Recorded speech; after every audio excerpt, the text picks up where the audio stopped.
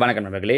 TNPSC நடத்தின CTS combined technical service எக்ஸாமில் கேட்ட கொஷின்ஸை நம்ம ஒன் பை ஒன்னாக பார்த்துட்டு வரோம்.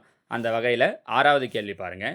38 × 38 × 38 ப்ளஸ் 34 34 34 ப்ளஸ் 28 28 28 மைனஸ் 3 × 38 × 34 × 28 பை அதே மாதிரி ரெண்டு முறை 38 38 ப்ளஸ் 34 34 ப்ளஸ் 28 28 மைனஸ் 2 38 பெருக்கல் 34 மைனஸ் 34 பெருக்கல் 28 மைனஸ் 38 பெருக்கல் 28 எல்லாமே வெறும் நம்பர்ஸாக இருக்குது. ப்ளஸ்ஸு மல்டிப்ளை மைனஸு எல்லாமே கலந்துருக்கே சார். இது எப்படி அப்படின்னா அவங்க ஒரே ஒரு சின்ன ட்ரிக் தான் யூஸ் பண்ணியிருக்காங்க. ஆக்சுவலாக ஐடியா ரொம்ப ரொம்ப ஈஸி. நான் இதை நேரடியாகவே இப்படி போட்டால் ஆன்சர் வந்துடும் சொல்லலாம். ஆனால் எக்ஸாமில் அவங்க ஏதாவது அதில் வேல்யூஸ் மாற்றி கேட்குறாங்க அப்படின்னா தப்பு பண்ணுறீங்க. அதனால் இவங்க என்ன ஃபார்முலா யூஸ் பண்ணியிருக்காங்க அப்படிங்கிறதே நான் சொல்கிறேன் பாருங்கள்.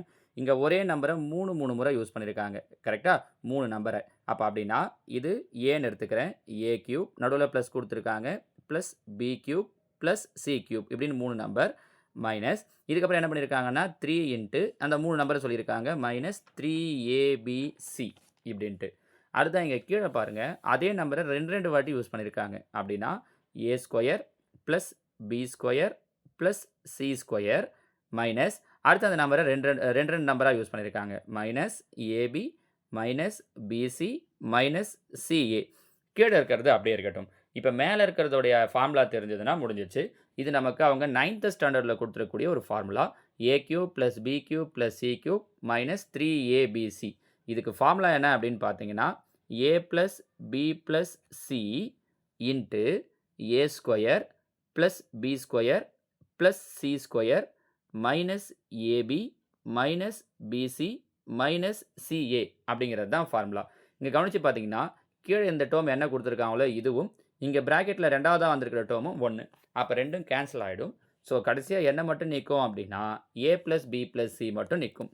ரொம்ப சிம்பிளாக இதை நான் உங்களுக்கு சொல்லணும். நீங்கள் பார்த்த உடனே இந்த கொஸ்டினுக்கு எப்படி திரும்ப ஆன்சர் பண்ணலாம் அப்படின்னு நான் சொல்லணும்னா ஜஸ்ட்டு அவங்க கொடுத்துருக்கிற 3 நம்பரை ஆட் பண்ணால் போதும். ஏ ப்ளஸ் பி ப்ளஸ் சி இந்த 3 நம்பரையும்.